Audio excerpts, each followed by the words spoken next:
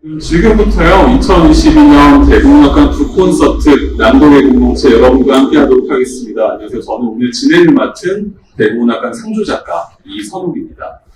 콘서트를 시작하기 전에요, 혹시 공연을 좀 원활한 진행을 위해서요, 불편하시더라도 가지고 계신 휴대전화는 무음이나 좀 진동 모드로 전화해 주시면 감사하겠습니다.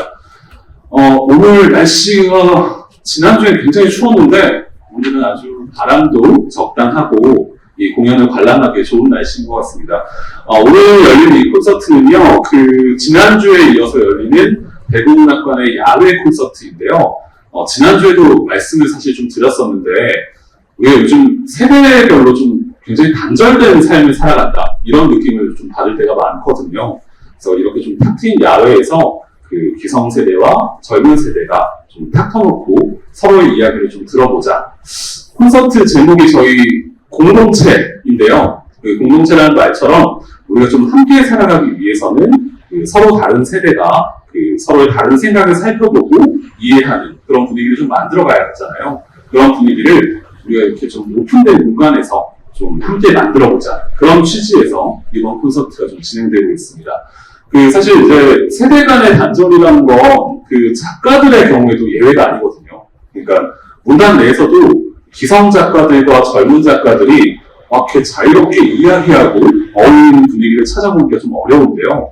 그래서 이번 콘서트는 기성 작가들과 젊은 작가들이 먼저 기존의 좀 수직적인 선후배 논리를 좀 벗어나서 서로의 작품을 감상하고 또 자유롭게 이야기하면서 여기 계신 관객 여러분과 함께 우리가 직면한 이 세대 간의 문제를 문학을 통해서 함께 고민해보고 해결해보자, 그런 취지에서 마련된 콘서트이기도 합니다.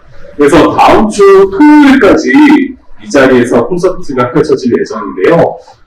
대구 지역의 중견 작가 한 분과 이제 막 첫 작품집을 발표한 이 젊은 작가 한 분을 모셔서요, 이분들이 자유롭게 서로의 작품을 감상하고 이야기하는 그런 좀 새로운 모습을 보여드리려 합니다. 오늘은 지난주 아동문학에 이어서 소설 분야의 작가분들을 이 자리에 모셨는데요. 사실 오늘은 조금 더 특별한 시간이 되지 않을까 싶어요. 왜냐하면 아시는 분은 아시겠지만 사실 대구에서는 여성 소설가를 만나기가 굉장히 힘들거든요. 네. 그런 가운데서도 이제 꾸준히 활동을 이어가고 계신 중견 여성 소설가 한 분과 또 젊은 여성 소설가 한 분을 모셔서요, 여기 앞에 놓여 있는데요, 이분들의 대표 저서를 여러분과 함께 감상을 하면서 이분들이 들려주는 그런 여성 소설가로서의 삶, 그리고 같은 여성이지만 또 세대에 따라서는 다를 수밖에 없는 서로의 관점들을 살펴보고 이해하는 그런 시간을 좀 가져보도록 하겠습니다. 그럼 이제 본격적으로 좀 콘서트를 진행해볼까 하는데요. 먼저 이 자리에 모신 오늘 작가분들 소개를 좀 해드릴까 해요. 자세한 양력을 나눠드린 유인물을 좀 참조해주시면 감사하겠고요. 먼저 제 옆에 계신 분이신데요. 여성 소설가가 흔치 않은 이 대구에서 20년 넘게 꾸준히 자기 자리를 지켜오고 있는 분이십니다. 소설가 장정옥 선생님 자리에 모셨습니다. 박수로 좀 환영해 주시죠. 다음은 옆에 계신 분은요, 지난해에 첫 소설집을 발표하시면서 최근 문학계에 많은 주목을 받고 있는 또 젊은 여성 소설가신데요. 오늘 장정옥 선생님과 함께 이야기 나눠주실 이나희 선생님도 자리에 모셨습니다. 네, 먼저 장정옥 선생님, 오늘 사실 날씨가 굉장히 좋잖아요. 좋아서 다들 어디 밖으로 가셨나 본데, 그래도 오신 분들이 계시니까 오늘 이 자리에 좀 함께 하시게 됐는데, 함께한 소감 좀 간략하게 좀 말씀해 주시겠어요? 앉아서 하셔야 됩니다. 네, 앉아서. 네, 안녕하세요. 장동국입니다. 이 귀한 자리에 초대해 주셔서 감사합니다. 햇빛도 많고 바람도 불어하고 참 모든 게 잘 될 것 같은 생각이 듭니다. 콘서트 초대를 받고 너무 기뻤어. 불러줄게 얼른 가야지 하고 달려오긴 했는데 이 공개석상이 좀 익숙지 않아가지고 긴장이 좀 됩니다. 혹시 실수가 있더라도 양해를 해주시고 이해해 주시면 감사하겠습니다. 97년도에 맹심으로 등단하고 거의 올해로 한 25년이 됐네요. 김시월이도 그죠. 25년 동안 소설 써도 이것이 내 대표작이다 할 만큼 자신있게 내밀 만한 작품을 아직 만들지 못했습니다. 그게 이유가 뭘까? 곰곰이 참 생각도 해보고 많이 해봤는데, 생각해봤는데, 올해 북콘서트 준비를 하면서 제가 그 이유를 확실히 알았습니다. 그걸 뭐고 하면 이 문제는 다양성이었어요. 소설 좀 다양하게 써야 하는데, 제가 전통 기법으로 소설을 쓰다 보니 그것도 소설의 기법이라고 그냥 고집스럽게 하나를 밀고 나가다 보니까 이 다양성 면에서 해보고 또 그리고 소설이 어떤 틀에 갇혀서 벗어나지를 못했다는 그런 생각이 듭니다. 그래서 좀 더 생각해보니 소설이 좀 더 다양했으면 얼마나 좋았을까 하는 그런 아쉬움 같은 게 많았어요. 그래서 이제는 그 후짐을 이제 내 입으로 어떻다고 말하기가 참 간지럽지만 전통기법도 소설의 한 기법이니까 존중하자. 지금까지 해왔는 방법이니까 문제는 표준이죠. 다른 방법하고 그 다양성과 섞어서 앞으로 좀 더 다른 소설에 쓰려고 노력하는 그런 게 있어야 되겠습니까? 그리고 중요한 거는 깨어날 때 깨어날 줄 알아야 한다는 거. 저처럼 늘 한 물을 잊지 말고, 이거 아니다 싶으면 얼른 깨어나야 한다고 생각합니다. 어머니 그걸 알았어요. 그래서 어머니 오늘 와서 많이 배워갈 겁니다.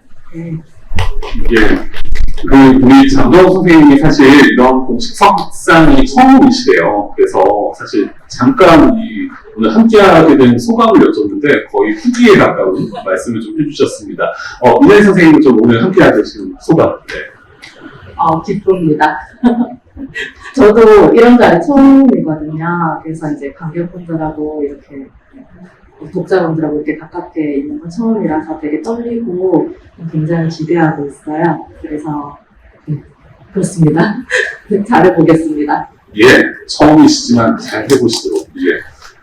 저도 사실 작품을 모실 수 있게 돼서 굉장히 영광인데요. 그래서 소설가를 모시는데 젊은 여성 소설가, 또 중견 여성 소설가를 한 자리에서 또 모시게 돼서 굉장히 또 영광이라는 말씀 전해드리겠습니다. 오늘 이 콘서트는요, 여기 앞에 놓여있는 이 장정옥 선생님의 소설집 숨은 눈, 그리고 이나리 선생님의 소설집 모두의 친절, 이 두 권을 여러분과 함께 감상을 좀 해보실 텐데요. 서로 다른 세대가 서로를 이해한다는 그런 취지에 걸맞게 오늘은 특별히 작가분들이 직접 상대방의 책을 읽고 선정해 주신 그 작품들, 그러니까 중견 작가분께서 선정해 주신 신진 작가의 작품, 그리고 신진 작가분께서 선정해 주신 중견 작가의 작품을 중심으로 여러분과 함께 좀 감상을 해보겠습니다. 이 두 분의 좀 서로 다른 생각들, 그리고 또 서로 다른 작품과 또 견해들을 오늘 이 시간 좀 느껴보시면 좋을 것 같습니다. 또 콘서트 말미에는요, 여기 계신 관객분들 가운데 질문을 한 두 분 정도 받아서요, 질문을 주신 분께 여기 앞에 오늘 우리가 감상할 이 책 두 권을 선물로 드리는 이벤트도 진행할 테니까요, 끝까지 좀 함께 해주시면 감사하겠습니다. 그럼 오늘 콘서트의 첫머리를 여는 낭독을 먼저 좀 진행해볼까 하는데요. 지난주에도 그랬는데 보통 우리가 이런 콘서트 진행하면 예의상 기성 작가분 작품 먼저 감상하고 그 다음에 젊은 작가분 감상하는데 이런 것도 좀 너무 틀에 박힌 형식이 아닐까 싶어서 혹시 장정호 선생님께서 괜찮으시다면 오늘도 이나리 선생님의 작품을 좀 먼저 읽어볼까 하는데 괜찮으시겠어요? 예, 흔쾌히 해주셨습니다. 근데 이제 선생님 작품을 먼저 낭독을 해볼 텐데요. 근데 작품을 좀 낭독하기 전에 이 작품이 수록된 선생님의 소설집이죠.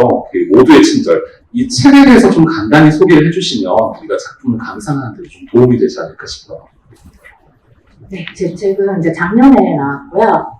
모두의 친절이라는 표제작을 가지고 있고 8편의 소설이 실려 있어요. 저는 저거를 쓰는 동안 사람과의 관계, 소통의 부재 그런 것들이 전부 가능한가, 정말로 타인을 이해한다라는 게 100% 가능한가라는 생각을 좀 많이 가진 상태로 썼던 것 같아요. 그래서 나중에 결과물을 보니까 이제 그런 것들로 저는 이루어졌다고 생각을 하는데 읽으시는 분들은 어떤 부분에서 이제 생각이 들지는 저도 잘 확신이 서지는 않아요. 저는 그런 식으로 작업을 했었고, 지금 요번에 발표된 이제 애완식물이라는 소설도 그런 면에서 연장선에 있었어요. 그러니까 성 정체성의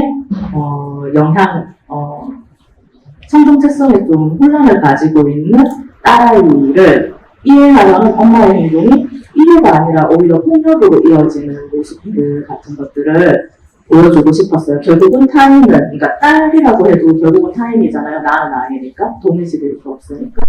그 타인의 모습들을 결국은 이해한다는 게 오히려 불가능에 가깝지 않나 라는 생각들을 가지고 썼던 부분들이고, 요 선생님께서 발췌해 주신 부분들도 제가 딱 생각했던 그 부분들을 이렇게 짚어주셨더라고요. 네, 그렇게 있는 부분들을 남성해보도록 하겠습니다. 네, 그러면 오늘 그 콘서트의 첫머리를 여는 낭독을 한번 감상을 해보겠습니다. 여기 계신 장정욱 선생님께서 이나리 선생님의 소설집을 읽고 직접 선정해 주신 작품이죠. 소설집 모두의 친절에 수록된 이나리 선생님의 단편소설 애완식물. 사실 제목도 좀 독특한 작품인데요. 이 작품의 일부를요, 작품을 쓰신 이나리 선생님의 목소리로 직접 한번 감상해 보도록 하겠습니다.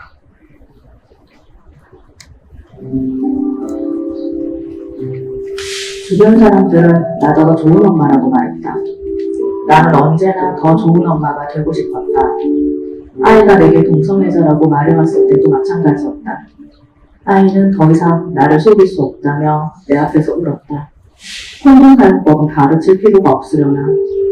울고 있는 아이를 앞에 두고 막연하게 그런 생각을 했다. 아이는 내게 죄송하다고 말했다. 나는 아이를 이해했다. 세계복이 필요하겠구나. 한참을 고민한 끝에 나는 아이에게 말했다. 아이의 손을 잡고 난 바로 남학생용 도구를 구입했다. 엄마는 항상 네 편이야. 나는 아이를 향해 웃어보였다. 아이는 알 수 없는 표정을 지었다. 나는 아이 얼굴을 한참이나 들여다보았다. 어깨를 넘어가는 긴 생머리가 눈에 거슬렸다. 머리도 잘라야겠구나. 그날 엄마가 가위를 들어 내 머리에 갖다 대자 어깨까지 내려오는 긴 머리가 순식간에 잘려나갔다.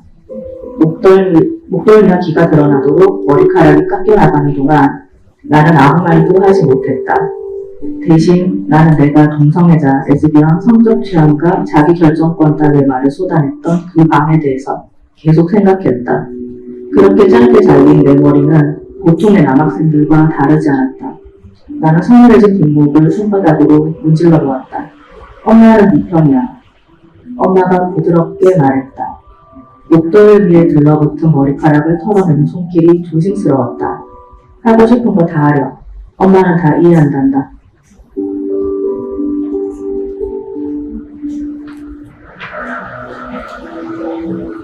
나는 아무 대꾸도 하지 못했다. 다 이해한다는 엄마에게 할 수 있는 말은 아무것도 없었다.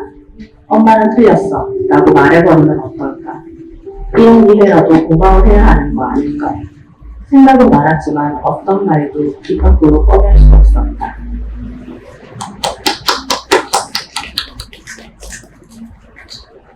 네, 이나리 선생님의 단편소설 애완식물의 일부를요, 작가의 목소리로 직접 들어보셨습니다. 사실 우리가 소설 낭독은 잘 들어볼 기회가 잘 없잖아요. 근데 이렇게 작가의 목소리로 직접 들어보니까요, 특별한 느낌이 좀 드는 것 같습니다. 그러면 선생님, 이 책에 실린 여러 소설 가운데 이 작품을 선정을 해주셨잖아요. 이 애완식물이라는 이 작품 좀 어떻게 읽으셨는지 간단하게 감상평 부탁드리면서 동시에 또 작가에게 좀 궁금한 점 없었는지 질문을 부탁드리겠습니다. 저는 이 소설을 읽으면 엄마와 딸 사이에 대화가 너무 부족하지 않았나 하는 생각을 했습니다. 커밍아웃한 딸의 머리를 자르고 남학생 들어보고 사이트면 그런 과정에서 엄마가 딸에게 말하거든요. 난 항상 네 편이야. 근데 사실 여기서 저는 엄마 감정이 다소 앞서간다는 생각에 너무 지나치게 앞서가는 엄마의 감정이 과단게 있다는 생각이 들었거든요. 보통 엄마라면 딸이 감추고 있던 성정체성을 발설하면 보통 엄마처럼 난리까지는 아니더라도 뭔가 혼돈이 빠져서 정신이 혼미할 텐데요. 그런 거 없이 그냥 베란다에 많이 키우는 그 식물 중에 썩은 잎사귀를 잘라내듯이 아주 냉정하고 단호하게 머리를 쏙쏙쏙 잘라내버리거든요. 그리고는 남학생 옷을 사입해요. 근데 그 과정에서 기다리는 시간이 필요하지 않을까. 이 딸도 이제 겨우 사춘기거든요. 고등학생. 근데 정체성에 어떤 확신을 가지기까지 아주 좀 더 뭔가 시기적으로 이런데 엄마는 벌써 그게 앞질러서 머리를 잘라버리고 남으신 옷을 사입히고 아마 개전한 듯이 해버리니까 이 딸이 어떻게 해요? 이러지도 저러지도 못하고 아들도 아니고 남자도 아니고 여자도 아닌 그런 상태에서 어떻게 가출을 해버리고 말아요. 근데 여기서 재밌는 거는 이 딸이 가출하고 나서 의탁한 곳이 어딘가 하면 랜덤에서 채팅을 하는 남자 집이거든요. 그 집에서 같이 지내긴 하지만 이 남자는 거의 모습을 나타내지 않아요. 나중에 딸 엄마한테 전화해서 딸 데려가라고 전화한 통 한 것밖에 없거든요. 이 엄마는 또 딸 머리가 이제 딸 찾으러 가면서 분명히 머리가 투박하게 길었을 거예요. 머리 잘라줄 생각만 하거든요. 정말. 그래서, 예, 저는 여기서 궁금했던 게 뭔가 하면, 그 남자, 혹시 성전환 수술을 받은 남자인가? 아니면, 하필 그 남자 집에 의탁하게 된 것이 어떤 성의 동질성 때문인가 하는 그런 의혹을 좀 품었거든요. 이나라 선생님, 어때요? 어떠세요? 네. 사실은 이제 장정호 선생님께서 주신 그 작품에 대한 감상평이 아마 중년 여성분들이 이 작품을 읽으시면 비슷하게 좀 느끼시지 않을까 싶은데, 네. 사실 이게 제가 발표했을 때랑은 다르게 이제 책으로 느낄 적에는 좀 삭제된 부분이 있어요. 근데 이제 삭제된 부분이 어떤 거냐면 너무 섹슈얼하게 표현된 부분들이 많다 보니까 그거를 좀 다 삭제를 했거든요. 그러니까 만약에 그 부분이 살아있다고 생각을 하면은 이제 이 남자의 어떤 성정체성, 성의 동질성 이런 건 노출이 안 돼요. 그냥 나쁜 어른이에요. 그 나쁜 어른으로 제가 설정을 했었던 이유는 어린 가출 여고생이 몸을 의탁할 수 있는 현실적인 대안은 그거밖에 없다고 생각을 했었어요. 그게 첫 번째였어요. 일단 가장 현실적이다. 제가 생각했을 적에는. 그 다음에 두 번째는 이 여자아이는 자기가 남자를 만나서 이제 자신의 어떤 여성으로서의 성을 매매를 한다라는 느낌은 자기 스스로한테는 그게 죄악이 아닌 거예요. 자기는 이 성정체성이 다르니까. 그런 식의 좀 모순된 그런 것들을 담고 싶어서 그렇게 설정을 했었던 기억이 나요. 그런데 결국은 그 부분이 삭제되다 보니까 조금 더 다른 질감으로 읽힐 수 있게 되었던 것 같아요. 근데 그 삭제는 그 작가분의 요청은 아닐 거고요. 의논을 했죠. 네, 이게 편집부랑 의논을 해서 이거는 너무 섹슈얼하게 표현된 것 같다. 그러니까 전체 서사상으로는 불필요하지 않을까. 제가 좀 너무 많이 야하게 썼었어요, 그때. 그래서, 네네, 그래서 삭제했었습니다. 아마 그런 부분이 있었더라면 이해하는데 조금 더 편하지 않았을까 싶고요. 아니요, 혹시 저는요, 오히려 그 책을 참 잘했다고 생각해요. 왜냐하면 이 책 자체가 지금 감정을 중심이 두고 있거든요. 감정과 열린 결과, 그걸 중심이 두고 있기 때문에, 그걸 때문에서 오히려 전체적으로 뭔가 암시를 줬으면, 네. 오히려 그 감춤의 매력이 조금 줄어들고 있을 거예요. 오히려 잘 없었다고 생각해요. 네, 그럴 수도 있겠네요. 네. 생각해보니까. 선생님, 근데 그러면 혹시 이 책, 그 모두의 친절을 읽으시면서 네. 책 전반은 좀 어떻게 읽으셨는지, 네. 이렇게 좀 간단하게 감상평 해주시면서 이 책에 대한 좀 궁금점은 없으셨나요? 저는 이 모두의 친절을 받고 그 단번에 읽었는데 아주 신선한 충격을 받았어요. 아니, 대구에 이렇게 대구뿐만 아니라 현재 작가들 중에 이렇게 감춤을 중심으로 해서 그래 소설 쓰는 작품이 거의 없어요. 별로 그렇게 드물던도 아주 귀해요. 그런데 그걸 새로운 방식에 전 깜짝 놀랐고, 제가 워낙 전통적인 기법으로 쓰다 보니까 굉장히 부러웠어요, 또. 어떻게 글을 이렇게 쓸 수도 있구나. 그래서 제가 많이 충격을 좀 받았어요. 그리고 부끄럽기도 했고요. 그리고 어느 작가에서도 거기도 감추기식 방법을 완전히 제대로 보여줬구나. 하는 그런 생각이 들었어요. 이 책이 다소 불친절하거든요. 이런 기법은 현대 소설이 또 필요로 하는 것이기도 하고. 그 서술 사이에 한마디 살짝 하다못해 단 하나라도 던져주면 그게 모든 의욕이 풀릴 텐데 작가는 몸서가 그냥 지나가요. 게다가 열린 결말조차 열린 결말로 마무리해버리거든요. 그래 열린 결말이란 게 예를 들어서 흥부가 착하게 살았으니까 자기가 잘 살았다. 너보는 괜한 제이 다리로 부러뜨려가면서까지 욕심을 부리기 때문에 벌어받았다. 아마 이러면 그렇지. 그래 바로 그 사건 규정이 하고 이 시원하게 다음으로 넘어갈 수 있는데 이 열린 결말로 마무리하면 어떤 생각이 드냐면 물론 이런 독자 측에서는 굉장히 상상의 여지를 줘요. 여러 가지 생각을 할 수 있게 되고 소설을 마지막 글자를 읽었는데도 다음 장면 넘어가지를 못해요. 왜냐하면 이게 뭐지? 여기서 뭘 말하고 산 거지? 왜 소설을 써가 말어? 전통기법에서는 분명히 할 말을 다 안 하고 써가 만들거든요. 바로 그래서 이 열린 결말이 참 많은 걸 암시해 주는데 여기서 잠깐 유진 온일의 이야기를 잠깐 언급해 볼게요.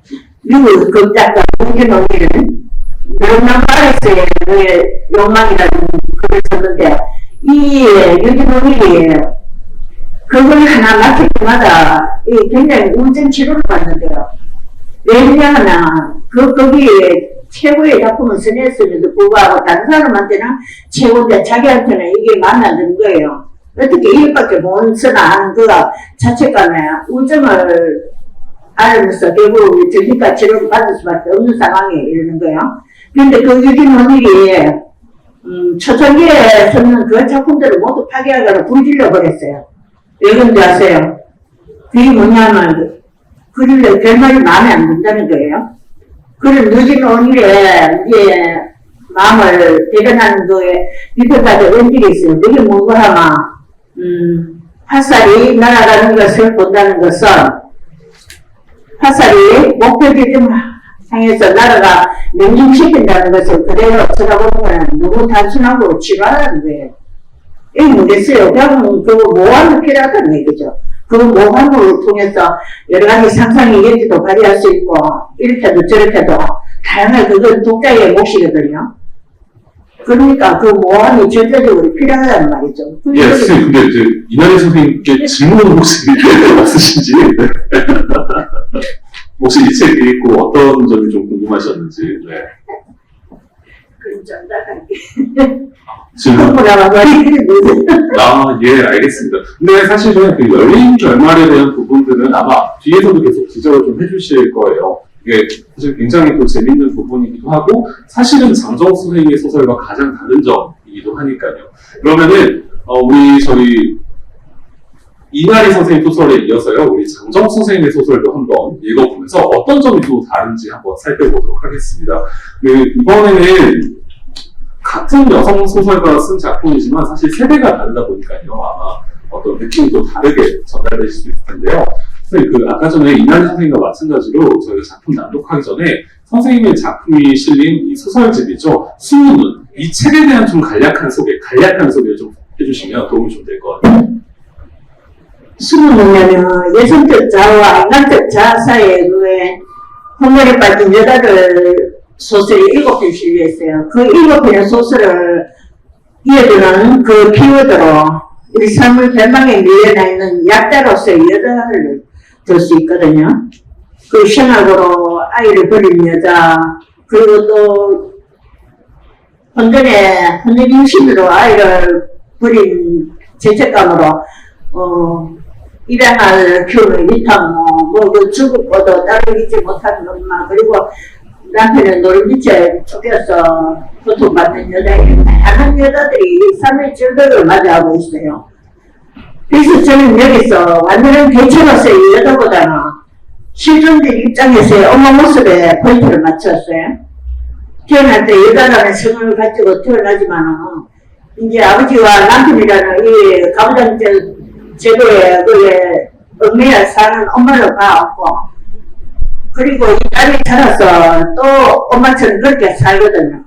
이 삶의 도중에서 수없이 많은 자질을 겪고 수모를 겪으며 살지만 이 엄마이기 때문에 무릎을 쉬고 일어나야 한다고 생각하는 거예요. 엄마가 그렇게 살았고, 그리고 엄마는 원래 그런 사람이라고 생각하는 거예요.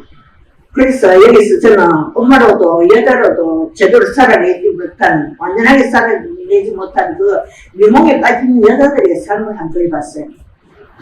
아마 설명 들으시면 알겠지만, 장정옥 선생님의 소설이 엄마의 입장에서 어떤 이야기를 풀어간다면, 이난희 선생님의 소설은 딸의 입장에서 이야기를 좀 풀어가는 게 있거든요. 아마 이 점을 좀 유심히 보시면 또 읽는 데 재미가 있을 것 같습니다. 그럼 선생님, 오늘 그 선생님 작품 중에 처음으로 좀 낭독을 들어볼 작품이 동명의 표지작인 수문이라는 작품인데요. 아까와 마찬가지로요, 저희 낭독하기 전에 낭독해 주실 수문눈에 대한 좀 간단한 설명, 좀 기다려 좀 드릴게요. 예, 수분눈은 전체 소설집 속에 들어있는 타이틀 작품인데, 이 출장을 가면 남편이 가방에서 불륜의 흔적을 발견해요. 남편이 몸에 감돌던 그 냄새의 정체를 알아낸 순간 향수병을 깨뜨려서 그 손목을 그어버리거든요. 그러면서 제 손으로 손목을 쥐고 병원에 가서 일단 살긴 살아요. 사는데 신뢰가 무너진 관계는 더 이상 집행할 이유가 없고 그럴 필요도 없다 해가지고 이혼을 해버려요. 그래서 이혼한 기념으로 저 서울에 다니면서 여행을 했는데 여행하고 돌아오던 중에 어느 전자상가에서 나중에 자기 모습을 발견하고 내가 왜 여기 있지 하고 보는데 그 위에 카메라가 있는 거예요. 아, 그래서 그 다음부터 이 여자가 계속 자기를 따라가는 감정이 문제를 의식하게 돼요. 그래서 이혼한 남편한테 왜 나를 감시하느냐, 다음에 사람 한테 외쳐가지고 또 따라오면 경찰에 신고해서 진짜 가방에 쳐넣어버린다고 막 협박을 했거든요. 근데 사실은 그 숨은 눈이라는 게 어떤 외부의 시선이 아니고 자기 내부의 시선이거든, 여자가. 영혼하고도 혼자 서지 못하는 자기 내치의 눈이고, 또 그리고 정서적으로 혼돈에 빠진 자기 검열의 눈이에요. 그런데 여자는 그 혼란의 원인을 자꾸 안에서 찾지 않고 밖에서만 자꾸 찾는 거예요. 내 탓이 아니고 네 탓이다. 내가 이렇게 된 건 모두 세상 때문이지 내 탓은 아니라고 자기 탓은 모르는 거예요. 그 다다른 엄마들이, 다다른 아이들이 뭐 학교로 가거나 뭐 취직을 하거나 결혼을 하거나 다 떠나면 여자들이 빈집 정군을 알잖아요. 그러니까 여자들이 정서적으로 굉장히 빈곤감에 시달리고 외로움을 느끼고 하는 그런 엄마들의 모습. 이 엄마들의 공통된 의식의 반영이기도 하고 홀로 서지 못하는 여성들의 혼돈이기도 해요. 그걸 안 들어봤어요. 네, 그럼 작품을 저희가 좀 직접 감상하면서 이 내용이 어떤 내용인지 한번 느껴보도록 하겠습니다. 이번에는 이난희 선생님께서 직접 선정해 주신 장정옥 선생님의 작품이죠. 단편소설 수문눈의 일부를요, 우리 작품을 쓰신 장정옥 선생님의 목소리로 한번 감상해 보도록 하겠습니다.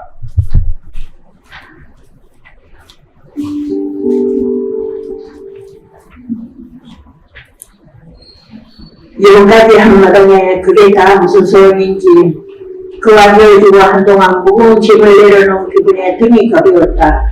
젊은 여자와 새 생활을 시작한다는 기쁨 때문인지 그가 의자를까지 두고 갈려 챙겨줬다. 갑자기 생긴 동작 시간을 어디에선가 겁나다 섬나라로 섬마을로 여행을 떠났다. 우리나라의 섬을 죄다 돌아보는 여행을 꼭 해보고 싶었다. 천년인기였던 울릉도 탐사를 마치고 집으로 오던 중 시선을 끌어당기는 어떤 것이 발이 묶였다. 이 지나친 걸음을 뒤로 물려 전자대리점 진열장 앞에 걸음을 멈추었다. 모니터의 측면으로 고개 달린 내 모습이 비쳤다. 여행이 노릇해 보니까 모니터에 비친 내 모습이 나이보다 늙어 보였다. 내가 왜 여기 써있나 어리둥 들었다. 내가 얼굴 돌리면 화면에 그것도 얼굴을 돌렸고 웃으면 나랑 따라 웃고 눈을 깔면 그것도 눈을 내리 깔았다. 진열장을 닦았다. 모니터에서 두 편 정도 떨어진 진열장 윗부분에 비디오 카메라가 매달려 있었다. 고등한 눈알만큼 작고 푸른 눈을 가진 카메라였다. 보이지 않는 눈이 나를 따라다닌다는 한국에 시달리기 시작한 것은 그때부터였다. 어떤 날은 남편에게 전화를 걸어 왜 여행을 하느냐고 따리기도 했다. 내가 무슨 짓을 하건 왜 상관이냐면 다시 한번 사람을 붙이면 신고하겠다니까 남편은 그런 적 없다고 오랬다. 정말 그가 사람을 시켜서 희생에 대립했는지 어땠는지는 알 수 없지만 나는 분명히 느꼈다. 내 뒤에 따르는 절묘한 무게라.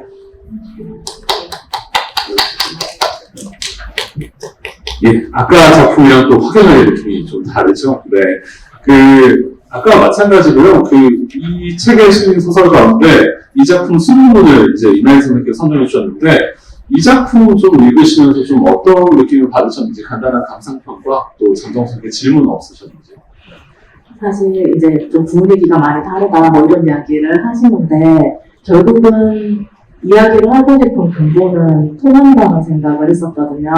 저도 이제 선생님 소설을 읽으면서 이제 너무 좋았던 거예요. 그러니까 제가 표현할 수 없는 방식으로 제가 표현하고 싶었던 것들을 표현을 해주셔가지고 특히 제가 발췌했던 이 부분이 너무 감탄하면서 봤었던 부분이라서 특별하게 이거를 선정을 했었었고요. 제가 그러니까 선생님께서도 아까 설명을 해주셨지만 여기서 낭독해주신 구절에서 수문문, 그러니까 이게 카메라의 시선인데 이게 결국은 주인공 여자에게는 자기 검열의 시선으로 되돌아오잖아요. 저는 이런 부분들이 엄마로서의 온전한 정체성 이런 것들 유지하고 가시고 이런 것보다는 뭔가 좀 더 혼란스러운 상황으로 내몰려 있다라는 생각을 했었어요. 그래서 그런 외부의 시선 그런 것들이 그러니까 자기 검열의 시선이기도 하고 외부의 시선이기도 한 그 카메라의 시선이 결국은 스스로를 옥죄고 있는 편견은 아닐까라는 생각이 들었는데 혹시 선생님께서 쓰실 때 어떤 생각을 하셨는지 궁금합니다. 이게 좀 어려워서 외우지를 못해서 좀 보고하겠습니다. 나는 끊임없이 자기 검열에 시달리는 존재라고 얘기해주는데요. 수능은 분열된 가족사를 중심으로 가정이라는 작은 사회에서 여성에게 주어진 크고 작은 압박이라고 해야 되나, 억압을 살핀 소설집입니다. 주인공 여자의 입장에서는 카메라로 표현되는 시선이 가부장기의 억압으로 인한 편견이기도 하지만 그보다는 동물적인 괴체로 홀로 서지 못하는 여성 자신이 스스로 오가면 그게 편견이기도 하거든요. 그럼과 동시에 주어진 다른적인 역할이 여자를 조직에 맞는 인물로 길들이며 실존을 지어가요. 여자에게 결혼은 부모를 떠나 처음으로 가져본 자기 세계인데 세상에서 가장 안전하다고 여겼던 그 자기 세계가 구름의 바람 끝에 의해서 얼음처럼 쫙 갈라지는 걸 보고 여자가 너무 실망이 크게 하죠. 자기 울타리가 그렇게 험하게 오래 줄 몰랐던 거죠. 그러니 주인공 여자의 고통은 영화보다 자유를 줄 못하다는 게 있어요. 깨진 유리병 넘어 어디서 앉는 마음을 어디에 될지 모르겠거든요. 결국은 여자가 그렇게 홀을 쓰지 못하는 것도 결국 간섭적 규정에 얽매여 살아온 자기 존재감을 의식하지 못한 탓이라고 하면 실존이 없는 거죠. 결국은 자기 실존을 상실해버리니까 너무 오랫동안 간섭에 얽매여 살다 보니 나를 잊어버린 거죠. 바로 그 탓이라고 봐요. 그러니까 이 수능은 내 외부의 시선이 다 담겨 있다는 생각이 좀 드는데요. 선생님 어떠세요? 이 책 자체를 좀 읽으시면서 이 수능을 표제작으로 한 이 소설집 이 책을 읽으시면서 좀 어떤 느낌을 좀 받으셨는지 또 혹시 선생님 또 궁금한 점 없으신지요?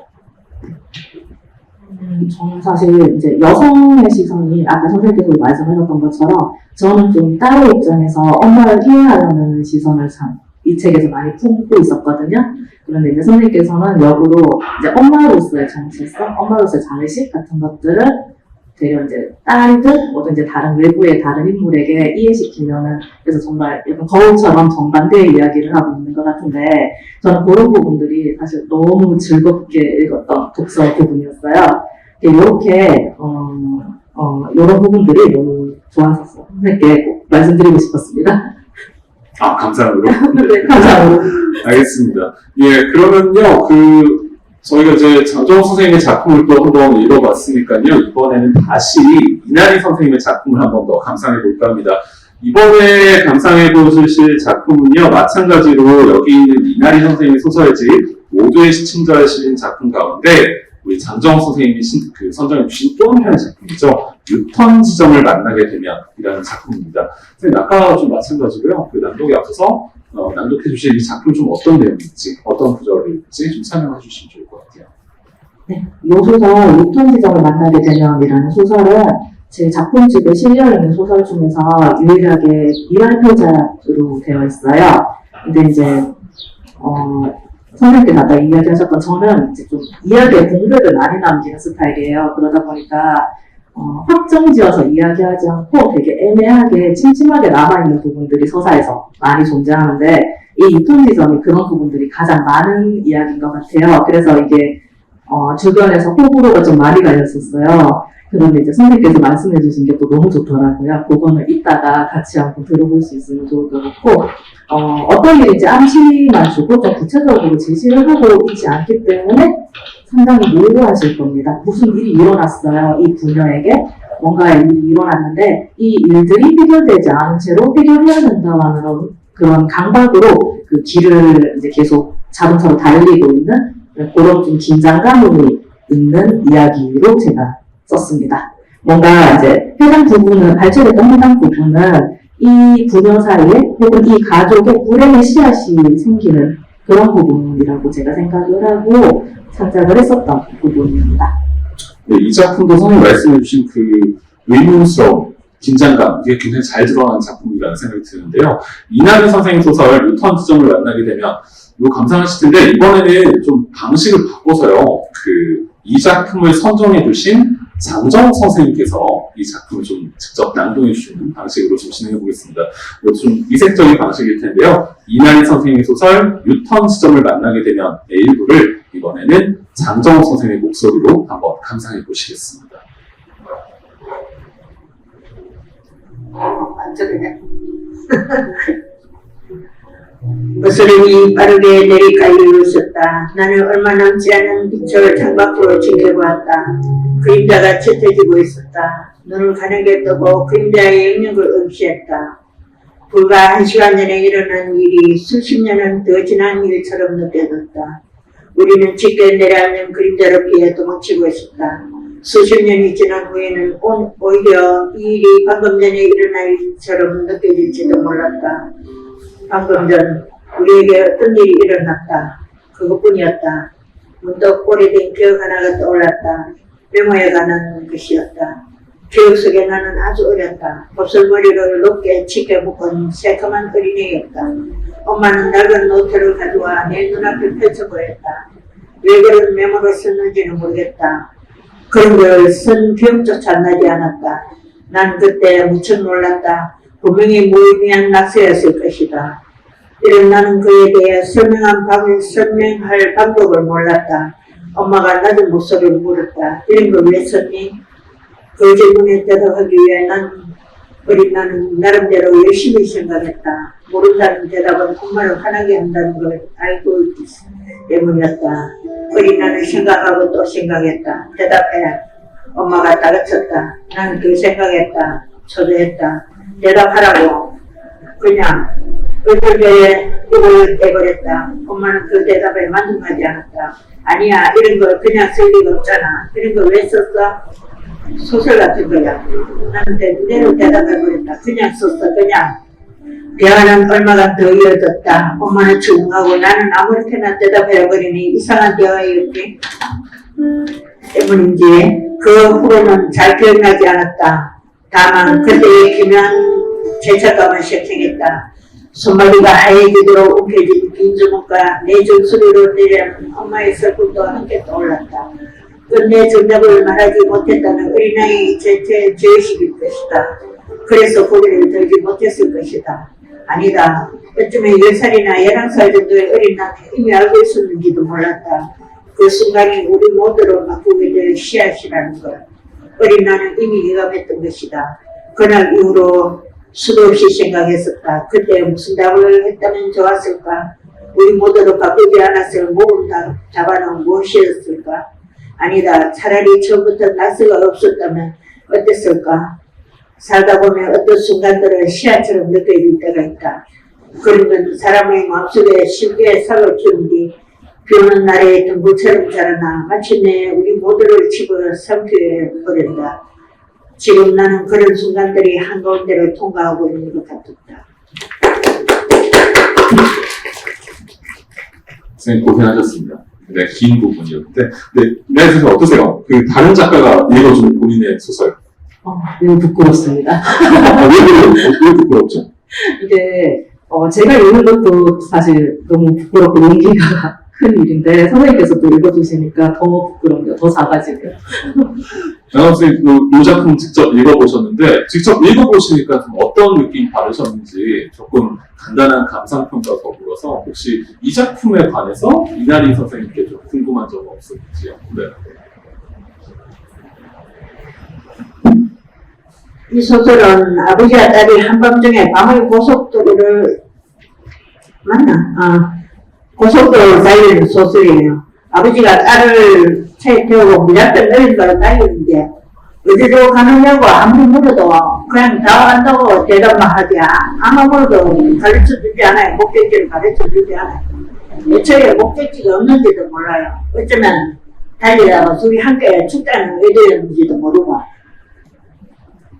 둘 중에 하나일 텐데 소설이 끝나도록 아버지와 딸을 도로에 방치한 채로 내버려둬요. 그냥 작가는 어떻게 보면 8편 중에서 가장 불친절한 소설이에요. 그래서 제가 택하기도 했고요. 소설 곳곳에 신경증을 앓는 엄마 모습이 그려져 있을 뿐이지 세 가족이 겪는 사정을 알 수가 없어요. 다만 그 씨앗이라는 말만 머릿속에 맴돌고 있지 아무것도 알 수 있는 게 아무것도 없어요. 감추기야 여인 결말이 본보기를 보여주는 소설이 완전 전형이에요. 몸 다박 같은 작품인데 앞으로 누구라도 감추기와 여인 결말을 공부하고 싶으면 이나리 선생님 작품을 읽어보라고 권하고 싶은 정도로 이 작품이 뛰어난 작품이에요. 그래서 제가 아주 굉장한 관심을 갖고 읽었어요. 잘 읽었어요. 혹시 근데 이제 이렇게 결말을 의도하지 않고 끝낸 특별한 이유가 있을까요? 사실 결말은 안 그래도 선생님께서 언급을 하면서 저도 깜짝 놀랐던 게 제가 이렇게 썼다라는 걸 사실 인지를 못했어요. 저는 항상 모든 대안을 제시하지 않고 방치를 하는 방식의 결말을 냈구나. 그러니까 여기 오늘은 선정되지 않았지만 제가 이제 등단자격으로 오른쪽 같은 소설에서도 길비에서 방치시켜 버리더라고요. 제가 그래서 이렇게 지적을 해주셔서 알게 됐어요. 아마 그런 부분에 대해서 생각을 해봤었는데 저는 어떤 불행 같은 경우에는 뭐 명쾌하고 해결책을 제시할 수 없는 경우가 더 많기 때문에 그러니까 작가로서의 자의식을 가지고 있는 이나리라는 사람도 결국은 답을 모른다. 그러니까 저는 답을 제시할 수 있는 사람이 아니라 문제를 제시하는 사람이라고 생각을 하거든요. 소설이라는 작업이. 그러다 보니까 답보다는 그런 부분들, 이런 부분들이 있습니다. 그런데 해답은 저도 몰라요. 이런 느낌으로 좀 다소 굉장히 불친절하게 썼던 게 아닐까라는 생각이 들었었습니다. 근데 사실 이제 불친절하다는 게 마냥 나쁜 게 아니라요. 독자 입장에서 같이 좀 상상할 수 있는 그런 부분이 있죠. 네. 감사합니다. 사실 이제 장정호 선생님께서 이런 질문을 또 주셨는데요. 그 소설을 쓸 때 사실 뭐 인물, 서사, 문체 여러 요소들이 좀 고려가 될 텐데 그런 요소들 가운데 우리 이나리 선생님께서 가장 중요하게 여기는 부분은 어떤 부분인지 또 그걸 위해서 평소에 좀 어떻게 노력하고 그 소설 실제로 쓸 때는 어떤 과정을 거쳐서 그런 부분들이 드러나게 하시는지 이 얘기 좀 간략하게 좀 들어볼 수 있을까요? 저 같은 경우에는 이제 소설의 여러 가지 얘기들 중에서 인물에 가장 초점을 맞춰서 인물부터 먼저 설정을 하는 편이에요. 그런데 이제 인물을 설정할 적에 거기에 살을 붙여서 서사가 만들어질 때는 그때 작업하는 소설에 따라서 달라요. 오른쪽 같은 경우에는 좀 그때 당시에 크리미널 마인드라는 미드를 많이 봐가지고 거기에 영향을 좀 많이 받았었고 여기 표제작이었던 모제 친절 같은 경우에는 뭐 등산하면서 쓰고 막 그랬었거든요. 그러니까 이렇게 인물을 중심으로 먼저 설정을 하는데 인물 간에 좀 미묘한 기류라든지 좀 신경전을 벌이는 그러니까 구체적으로 말로 설명할 수는 없지만 그 애매하고 미묘한 부분들 이런 것들을 캐치하고 싶어서 많이 신경을 쓰는 편이에요. 그러다 보니까 일상생활 안에서 그 부분들을 잡아내고 싶으니까 저의 인간관계 안에서도 제가 이렇게 질문 대마왕이거든요. 왜 이랬어? 왜 이랬어? 계속 묻거든요. 되게 좀 피곤하게 하는 스타일인데 좀 그렇게 상대방한테 질문을 해서 제가 좀 해결을 해서 그런 부분들을 인물 설정에 반영을 하려고 많이 신경 쓰고 있습니다. 그 주변 인물들은 좀 조심해야겠네요. 언젠간 네. 소설에 실릴 테니까. 맞습니다. 저한테 믿보이면 악역으로 나와요. 혹시 그 장원 선생님은 그 이난희 작가에게도 더 궁금한 점 혹시 없으신지요? 저는 8편 소설 곳곳에 이렇게 시민점을 않거나 아이를 어떻게 키워야 하는지도 모르는 좀 인적인 미숙아 같은 엄마들이 전부 다 곳곳에 있거든요. 오른쪽도 그렇고 계속 그런 엄마들이 세 사람이나 있는데 주위에서 들은 메뉴대로 아들을 키운다거나 딸의 팔을 피어나도록 하든다거나 또는 딸의 커밍아웃을 외국적인 받아들이는 엄마를 보고 저는 유레히트의 엄마와 자녀들이 많이 닮았다는 생각을 했어요. 참 닮았다. 서로 다른 듯 하면서도 예민한 성격이나 미소음 같은 것이 엄마와 자녀들이 서로에게 거울작용을 하고 있다는 생각. 아까 그 얘기를 하셨던 잠깐 서로 거울작용을 하고 있다고 생각했어요. 인간은 거울 이미지 같은 대상을 통해서 자신을 안다고 하잖아요. 타인을 통해서 나를 아는 겁니다. 그와 같은 거울작용. 거울에 비친 이미지를 통해서 타자로서의 자신을 인지한다는 거죠. 그걸 인지한다고 보면 소설속의 엄마와 딸, 엄마 아들이 서로에게 거울에 반작용을 하는 게 이것도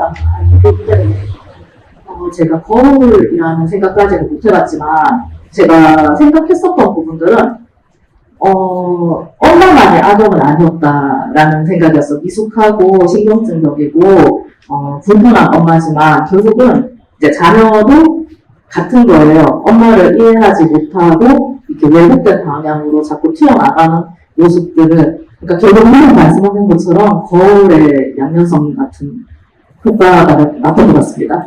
엄마도 문제고 딸도 문제고 다 네, 문제고. 맞아요. 네. 저희 이난희 선생님 작품 유턴 지점을 만나게 되면에 대한 이야기를 좀 나누고 있는데요. 또 이난희 선생님 소설 전반에 대한 이야기도 좀 들어봤습니다. 그럼 이번에는 우리 장정 선생님의 작품을 또 한번 감상해 보도록 할 텐데요. 이번에 감상해 보실 작품은 여기 있는 소설집 20눈에 실린 작품 가운데 또 이난희 선생님께서 선정해 주신 작품입니다. 노래 뜬 그림자를 보다 라는 작품인데요. 선생님, 아까와 마찬가지로 이 노래 뜬 그림자를 보다 이 소설에 대한 좀 전반적인 내용 좀 소개해 주시면 좋을 것 같아요. 물에 떠온 그림자를 보다는 이 도박에 빠진 남편으로 인해서 많이 실상이가 되는 여자의 이야기입니다. 여기서 애기의 부분은 회사 공무원 빼돌려 도박을 한 남편을 신고해서 감옥에 보내는 여자가 요양보호사로 일을 하는 장면인데요. 쾌어하는 팔순 노인의 작은 실근과 실변으로 요양보호사가 되는 그런 괴로움 같은 그런 걸 그리고 있는데 죽는 게 무서워서 잡는 것조차 무서워하는 노인을 보며 연면을 가지기보다 역경을 가지는 여자의 심정을 잘났다는 게 있는데 이래서 이 작품이 소설집 안에서도 가장 긴 소설이고 거의 500매가 가까워요. 500매를 쓰려고 쓰는 건 아닌데 이게 중편 소설로 완성해서 문예중앙에 던졌더니 최종심에서 미끄러졌어요. 그 여자의 괴로움 따위에 밀려가지고 그분이 요새 열심히 활동을 잘하고 계시는데 하여튼 그렇게 500매나 되는 소설을 썼어요. 그렇다고 500매나 된다고 조금만 더 못하면 여기 변경편 안 되겠나 장편 안 되겠나 절대로 안 됩니다. 작품은 제 나름대로 여기 한계가 딱 있어요. 아무리 멸려져 해도 더 이상 멸려지지 않는 그런 부분들을 갖고 있고 줄이려고 해도 줄이지 않는 그런 부분들을 또 갖고 있는 그게 소설의 힘이라고 봐야겠잖아. 네. 예, 그러니까 이거는 중편이 운명이었던 거죠, 이 작품은. 그렇죠. 네. 사실은 굉장히 긴 작품인데요. 그 중에 일부를 좀 발췌해서 좀 들려드릴 겁니다. 이번에는 이제 작품을 선정해주신 상대 작가가 직접 좀 낭독을 해주실 텐데요. 장정 선생님의 소설 오래 뜬 그림자를 보다의 일부를 우리 젊은 작가인 이난희 선생님의 목소리로 한번 감상해 보도록 하겠습니다.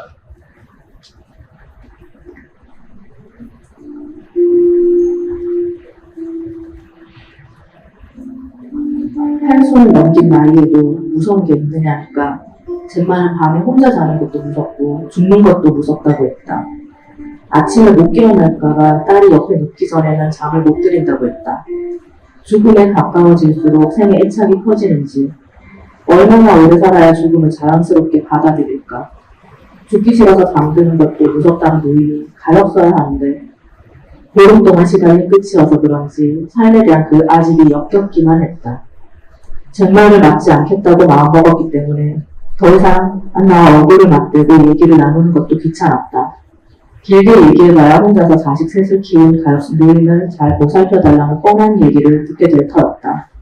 가엾기로 따지면 엄마와 떨어져 지내는 아이보다 더 가여움이가 있으려고. 진우가 마음을 밝혔다. 병원 앞 정류장에서 복지센터에 전화를 했다. 내일부터 젠마의 집에는 가지 않겠다니까. 사회복지사는 젠마를 맡아줄 사람이 나올 때까지만 수고해달라고 애원했다. 일을 도와주고 싶어도 당장 허리와 손목에 무리가 와서 일을 할 수 없는 상태라며 젠마와 보낸 시간을 세세하게 보고하고는 내가 감당할 수 있는 사람이 아니라고 했다. 육체의 요구와 정신의 요구가 일치하지 않는 것, 내 딜레마가 그것이었다. 마음 같아선 잠을 줄이더라도 일하는 시간을 늘리고 싶은데 마음과 달리 눈이 알아서 브레이크를 건다. 일정한 수입이 있어야 어머니와 진우를 돌봐줄 수 있는데 내 능력 이상의 희생을 요구하는 사회의 불합리한 상황과 균형을 이루기 어렵다는 사실이 암담하기 그지없다. 나뿐만 아니라 미혼모와 이혼녀, 싱글맘 등의 사회적 약자들이 다른 그런 타협의 딜레마에 갇혀있다. 참자, 오늘만 참자, 꼭 끝없이 자신을 다독이며 당장 일을 그만둔다고 굶어 죽기야 하랴. 사회가 바뀌지 않으면 사회의 요구에 나를 맞춰야겠지만 서툴러서 런칭 허방만 짚고 다닌다. 불합리한 상황을 더 참지 않으려고 이혼까지 했는데 또 벽에 부딪혔다. 뚫을 수 없는 벽을 쳐다보는 심정이 너무 고단했다. 소장의 시선이 곱지 않지만 그게 무슨 태수랴. 만약 일을 그만둬야 할 상황이 생긴다면 요양병원에 일자리를 구하면 된다. 나는 진우의 엄마니까 아이를 위해서라도 강해져야 한다. 네, 사실 저도 이 작품 굉장히 재밌게 읽었던 작품인데 선생님 근데 어떠세요? 이 젊은 작가가 선생님의 작품을 쭉 낭독해 주니까 기분이 좀 어떠신지요?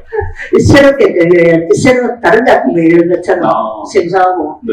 작가라고 해서 자기 작품이 늘 머릿속에 있는 건 아니거든요. 발표하고 책을 묶어서 던져놓으면 나중에는 그 나오는 인물의 이름도 잘 생각이 안 날 때가 있거든요. 그러면 가만히 있자. 그 사람이 안 들을 때가 나 바꿔도 나갔나 그것도 헷갈릴 때가 있고 그럼 또 새로 나중에 생각하면 다시 한번 읽어볼 때가 있어. 그러면 야 내가 이런 거 썼나 하고 또 감탄하기도 하고 야 난 정말 대단한 사람이네 이런 스스로 또 굉장히 자뻑하거든요. 왜냐하면 이제 그때는 자기 작품을 읽는 게 아니고 독자로서 자기 작품을 읽는 거예요. 그러다 보니까 이 작품 전체가 생각이게요.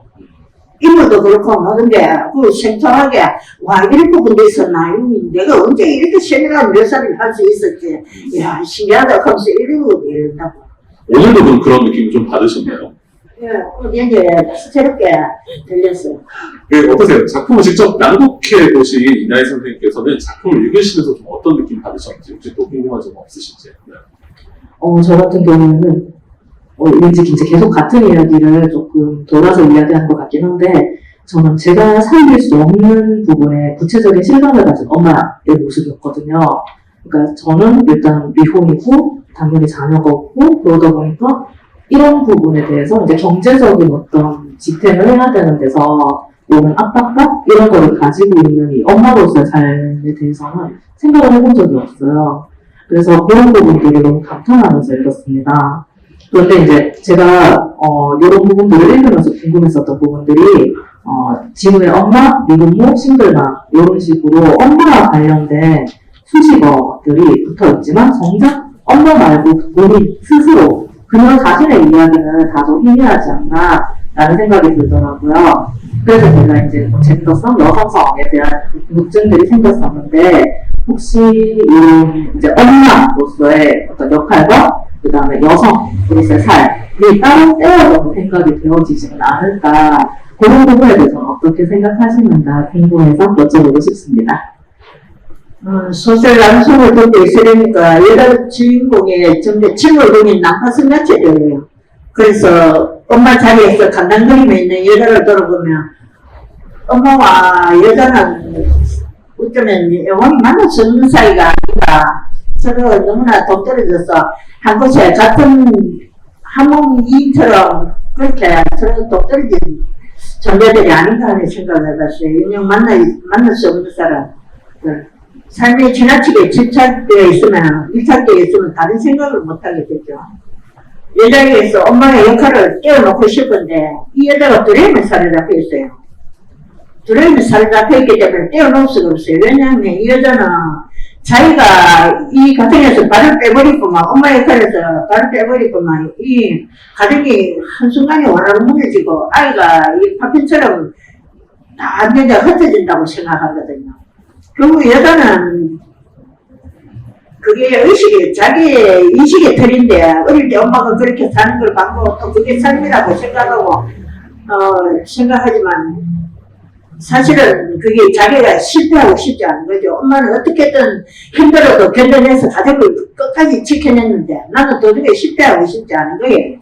결국 자기 실패도 하고 싶지 않아서 악하게 물고 있는 그런 배우라고 봐야 하는데, 그러면서도 아이도 마음에 걸리고 엄마도 또 엄마 역할도 좀 부담스럽고 이런데도 발을 뺄 수가 없어요. 그러니까 여기서는 이제 버릴 수도 없고 가질 수도 없는 그게 바로 여자의 딜레마예요. 모든 이 세상 여자들이 가진 그 딜레마가 바로 그거 아닐까. 버릴 수도 없고 가질 수도 없는 거. 가지기에는 너무 힘들고 버리자니 안타깝고. 그런 딜레마는 선생님 본인도 지금 느끼고 계시는 거거든요. 네.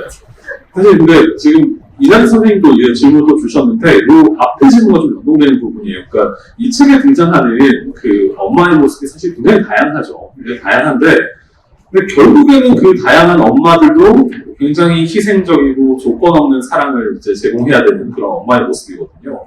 근데 여성들이 이런 엄마의 모습으로 살아간다는 게 요새 뭐 이제 엄마에 관한 젠더에 관한 이야기들도 좀 많이 나오는데, 오늘날에는 특히나 이 엄마로서 살아가는 여성, 이게 좀 더 특별한 의미를 지닐 수 있지 않을까 싶은데, 선생님 어떤 생각을 가지고 계십니까?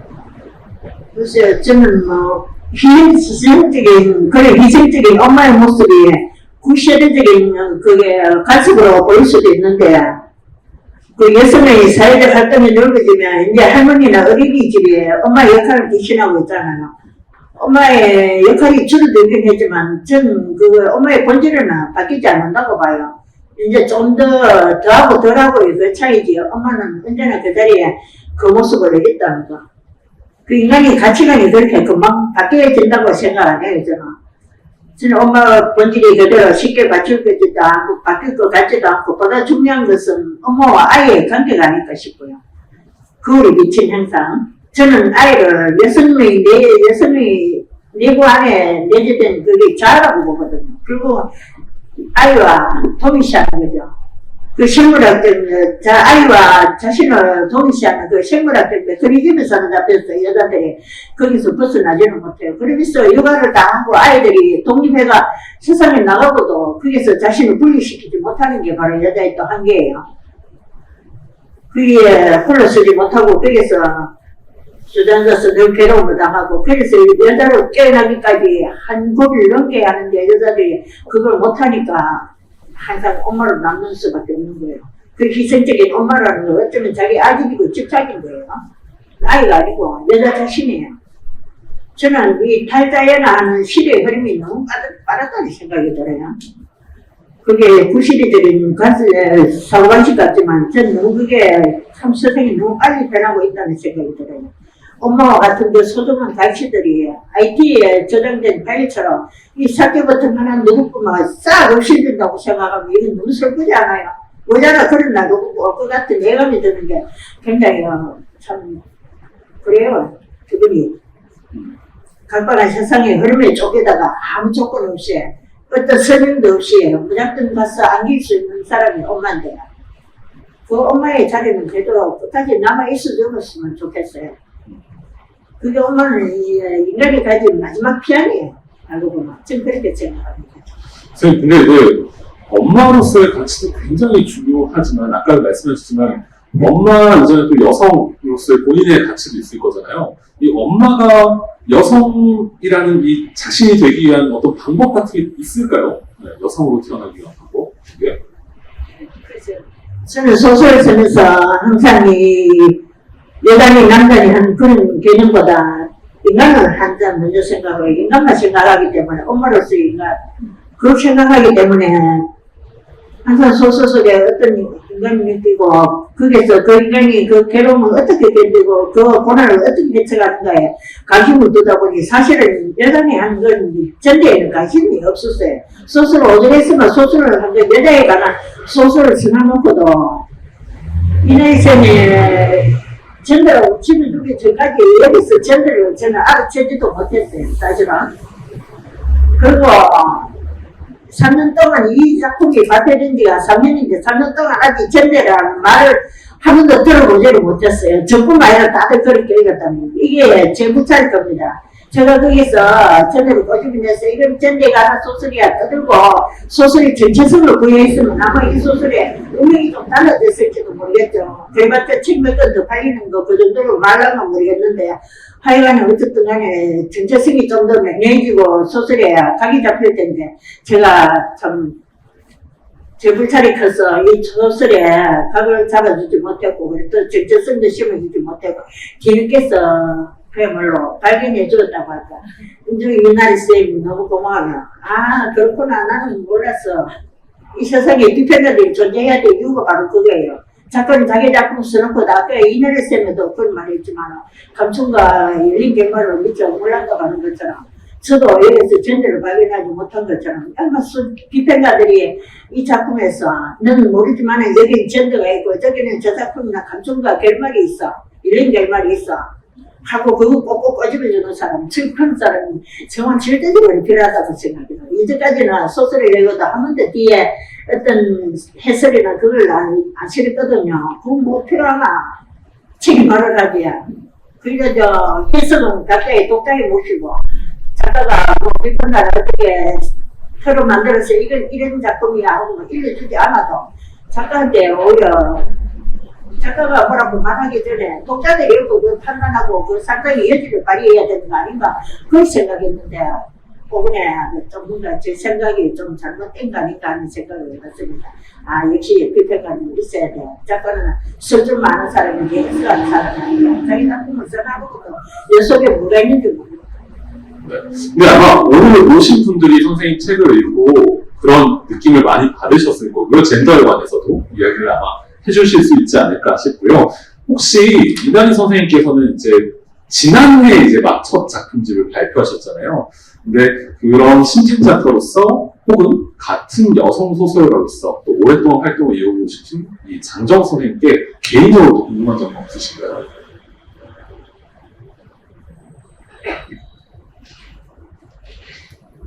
선생님께서는 이제 또 워낙에 오랜 시간 동안 이렇게 작품 활동을 해오셨다 보니까 사실은 제가 그런 부분이 너무 존경스럽고 그렇습니다. 근데 이제 선생님 아까 그 젠더 이야기 하셨었는데 저도 선생님 얘기에 지금 되게 동의를 하거든요. 더 질문이 있다기보다는 너무 동감하는 게 저도 제 소설을 쓰고 나서 작가는 이제 쓰는 사람 이게 맞는 것 같아요. 쓰고 나서 이제 해석을 다른 분이 해주시는 게 맞거든요. 그게 독자든 비평가든. 그래서 저도 이렇게 작품집을 열고 나서 그런 얘기 진짜 많이 들었어요. 막 이거 이런 뜻이지? 이러면 내가? 막 이랬거든요. 내가 그렇게 썼어? 하면서 그랬는데 그런 부분들을 선생님께서도 이제 그렇게 말씀을 해주셔가지고 너무 동의를 하고 있어요. 저희는 쓰는 사람이고 해석은 다른 분들에게 맡겨야 되는 거구나 했을 적에 저도 이제 선생님의 그런 젠더성에 대해서 발견을 할 수 있었지 않나라는 생각이 들었어요. 조금 궁금한 게 하나 있는데 선생님께서는 이렇게 많은 여성 인물들을 만드실 적에 이게 그러니까 젠더를 넘겨두고 하셨던 건 아니잖아요. 그렇다면 이제 어떤 기준점을 두고 이렇게 창작 방향을 정하셨는지 궁금합니다. 인물들을 그리실 때 어떤 기준점을? 예, 이 소설집에 나오게 된 게 처음에 이제 감정과 감정이 아니고 버림과 버려짐에 대한 그게 주제의식에서 출발한 소설이에요. 소설집에 그게 계기가 있는데 참 사람이 사람을 버린다는 거 또 더군다나 자기 속으로 난 자식을 버리면 여자의 마음이 어떤 것인가 거기에 대한 그 부분이 이 소설집을 탄생하게 했거든요. 왜냐하면 그게 아주 너무나 선명해서 그 배경을 잠깐 설명하면 너무나 인상이 선명해서 아직까지 기억하겠는데 1996년 5월 5일 날 어린날인데 어린날 되면 왜 시설에 수용된 아이들 모습을 비추잖아요. 그날도 이제 초등학교 들어간 딸을 데리고 보고 있는데 화면에 수용된 그 시설을 보이고 그 수용된 아이 중에 한 아이를 클로즈업 시키는데 온통 얼굴에 눈물 콧물이 범벅이 되어 있는 채로 앞에 밥그릇 하나 놓고 있어요. 이제 알아봐야 2살 아니면 3살인데 그 숟가락질이나 제대로 배웠겠어요. 근데 그 아이가 숟가락을 엎어지고 밥을 먹는 거예요. 밥을 먹는데 반은 흘려가면서 반은 먹고 반은 흘리고 그렇게 눈물 콧물로 젖은 얼굴로 밥을 먹는데 그걸 보고 신랑이 철렁내려 하더라고요. 아이고 저희를 어떠노 하는 생각이 들었어. 애가 얼마나 당황스러웠겠어요. 갑자기 뭔가 모든 게 생각이 다 변해버리고 엄마는 보이지 않고 엄마는 왜 나를 찾으러 오지 않는지 그런 당황스러움이 있었을 거예요. 근데 모든 그걸 보니까 아 내가 저 아이 말을 대신해 줘야겠구나. 말을 못하는 저 아이가 할 말이 얼마나 많겠노 하는 그런 생각이 들었어. 그야말로 세계 최초로 이제 소설다운 소설이 이게 처음이에요. 그래서 썼는데 이게 쓸 때는 아이의 마음을 알아주겠다고 썼는데 아이의 말을 대신해 준다고 소설을 쓰기 시작했는데 소설을 쓰다 보니 엄마 이야기를 하고 있더라고요. 그래서 나중에 그 작품이 맥심을 주머니에 던다되고 그때부터 소설 공부가 시작되었어요. 계속 쓰다 보니까 계속 엄마 이야기를 자꾸 하더라고요. 나도 그만하고 싶은데 했던 소리 자꾸 하면 재밌나 하면서 그러면서도 자꾸 스스로 읽으면서 아직 더 이상 이야기가 남아있는데 계속 엄마 이야기를 하더라고요.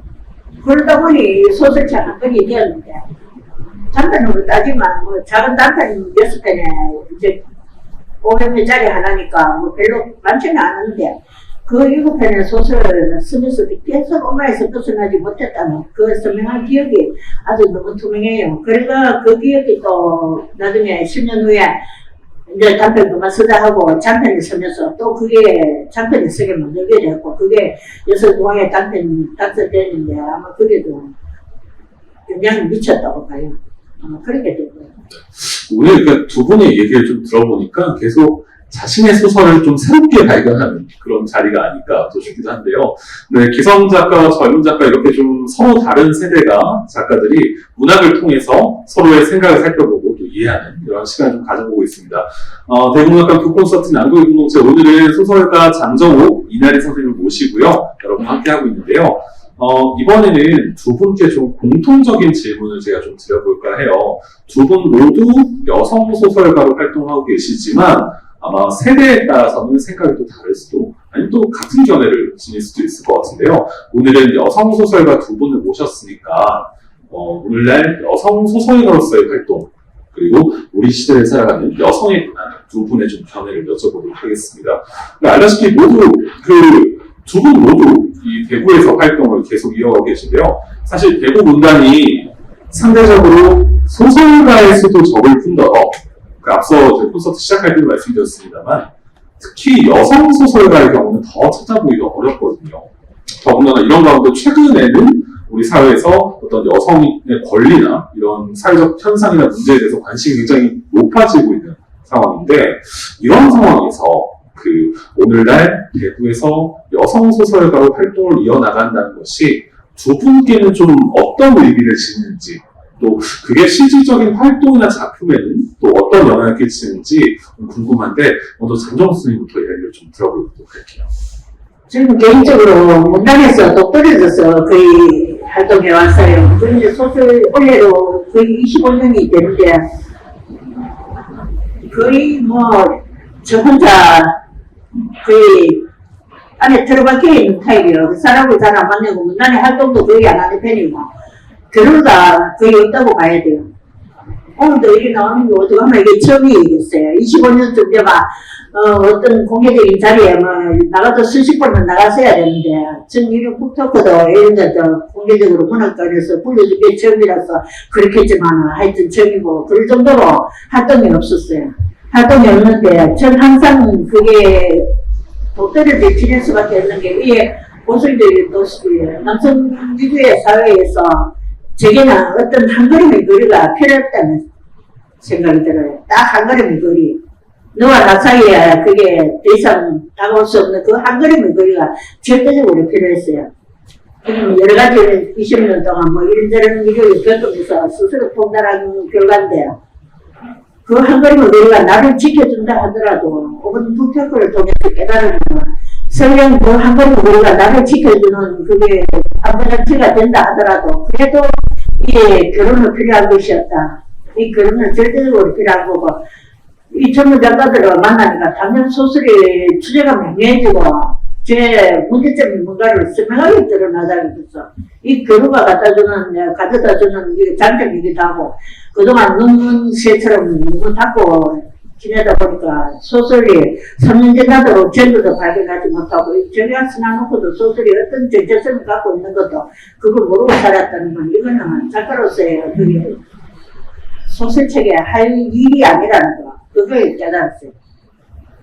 그러니까 사회하고 교류도 많은 교류도 해야 되고 작가가 너무 틀에 박혀야 안에 갇혀있는 거는 소설책을 위해서도 절대로 못할 짓이에요. 전 나쁜 짓을 할 거예요. 책한테는 그걸 반성하고 있었어요. 아니 근데 이제 거리를 두셨다고 말씀하셨지만 사실은 거리를 두고 또 여성 소설가가 많지 않다 보니까 굉장히 외롭게 작업을 하셨을 텐데 그 외로움은 어떻게 이겨내셨던 거예요? 그러면? 저는 거의 뭐 걷는 게 지금하고 많이 그러거든요. 중국 따라갈 정도로 그러면서 많은 도움을 받았어요. 소설 쓰면서도 오늘 일정한 양에 딱 서고 나면 다음에 막막하죠. 그리고 또 못 쓰게 하는데 그럴 때는 거의 1시간을 걸으면 갈 때는 아무 생각 없이 가는데 올 때쯤 되면 다음 얘기가 머릿속에 떠올라요. 그런 식으로 작가님이 있었어요. 그런 일이 얼마나 나한테 중요한 일이나 사람을 만나서 여러 가지 많은 이야기를 나누고 어떤 데 힌트를 얻는 것도 중요하지만 결국 소설은 자기 속에서 육화되어 나와야 되고 제 속에서 형성이 돼야 하는 거거든요. 어느 날 우연히 인물이 다가와서 나한테 말을 걸어요. 이런 얘기하면서 보면 어떻겠노? 실제로가 아니고 내 속에서 하나의 어떤 알 수 없는 자아가 그렇게 말을 했다고요. 아, 그래, 한번 써볼까 하면서 예를 들어서 피장길 같은 경우에는 뭐 우연히 소년 한 사람의 발견해서 소년이 말을 걸어서 그래, 한번 써볼까 하고 시작했는데 석 달 만에 쓰고 거의 6달 만에 책이 되어 나왔단 말입니다. 분명히 번개같이 막 확 써내보는데 그런 경우에는 내가 쓴다기보다는 인물이 다가와서 말을 걸어준 경우라고 봐야 되거든요. 그래서 연달아 두 권의 책을 신유박해에 대한 소설을 두 권 썼는데 두 권 다 그렇게 썼어요. 그런데 제가 있는 경우에는 거의 걷는 것과 뭐 그 이상하기 때문에 많이 외롭고 사람이 많이 그리웠죠. 많이 그리웠는데 불구하고 뭐 걷고 날마다 생각하고 책을 읽고 그러다 보니까 결의를 많이 했어요. 작가에게 외로움은 필수적인 거다. 괴롭지만은 참아야 하는 것이다. 하는 그거로서 결론을 내렸어요. 네. 이렇게 그 여성 소설가로서 그 혼자서의 외로움을 걸음과 뭐 여러 가지 생각들로 이겨내셨는데 그럼 이만희 선생님께서는 이 지금 대구에서 여성 소설가로 활동하는 이게 본인이 좀 어떤 의미로 다가오시는지? 사실 이제 대구에서 여성 소설가로 활동을 나간다 그런 건 어떤가요? 라는 질문을 저는 되게 많이 들었어요.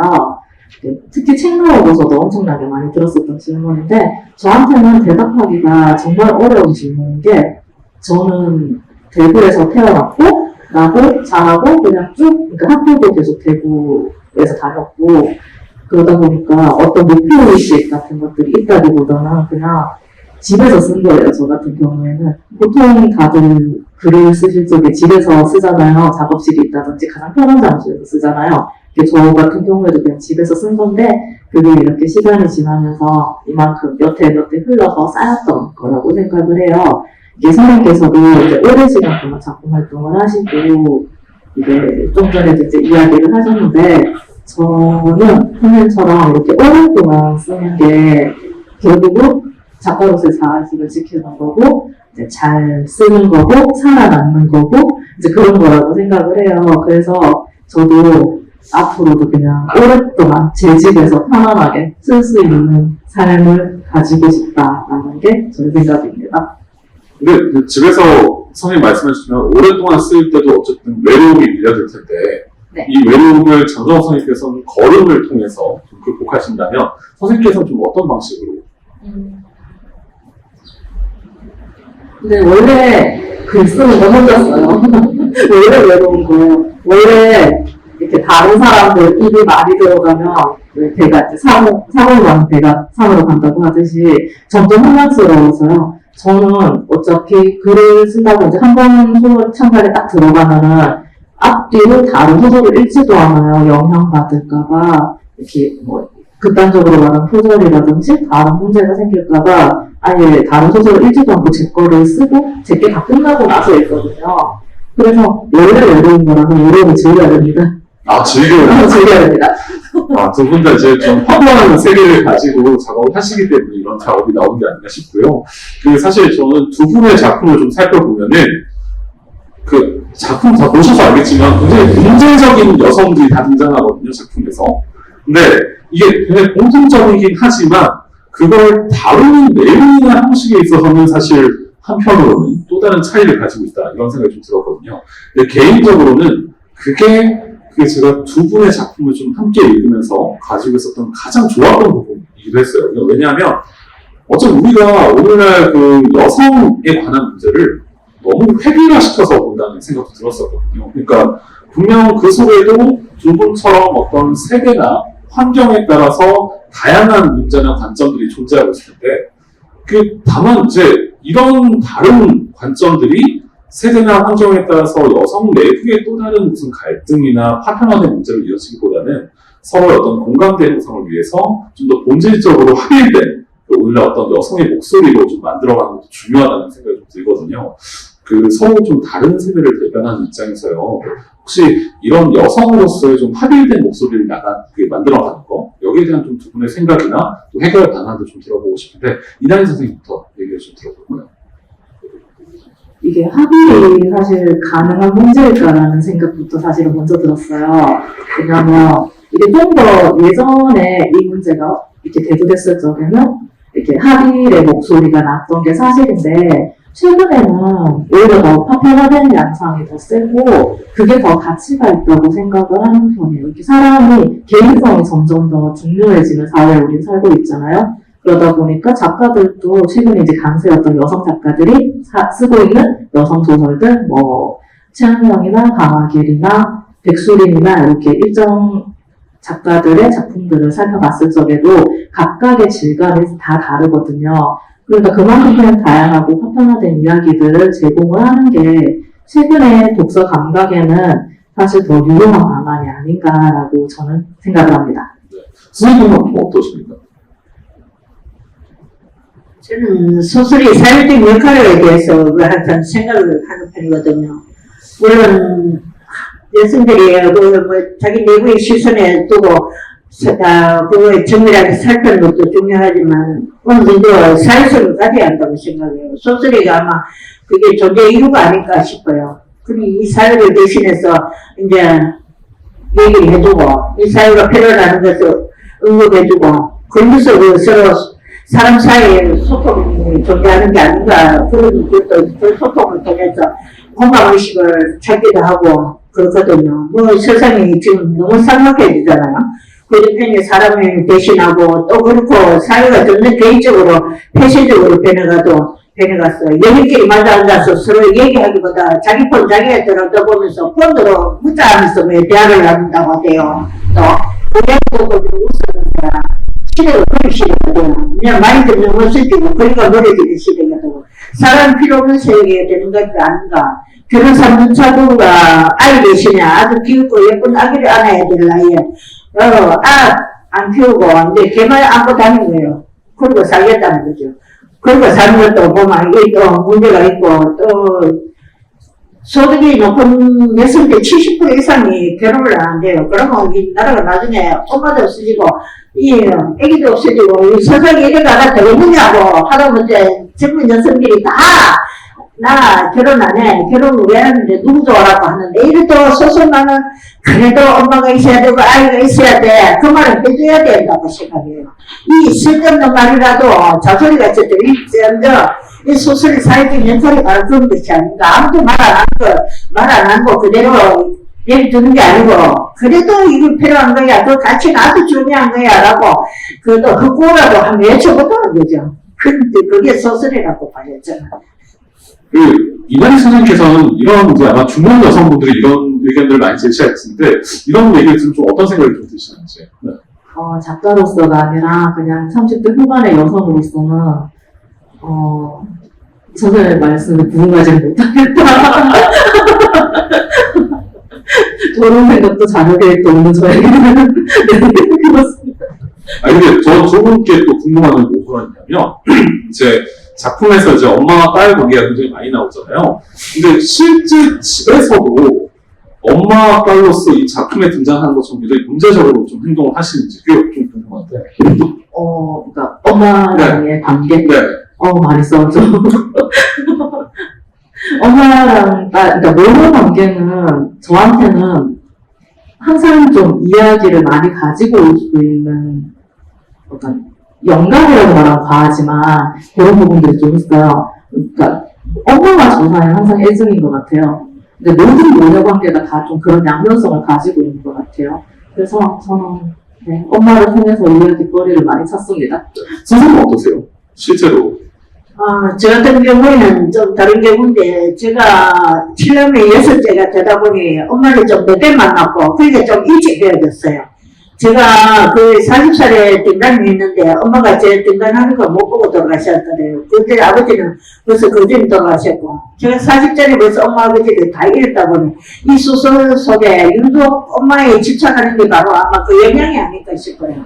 이 소설이 항상 작가의 여시가 전혀 다르다고 말 못하겠어요. 작가 본질하고도 연관이 돼요. 항상 작가는, 소설은 작가가 아는 만큼 쓰는 것이거든요.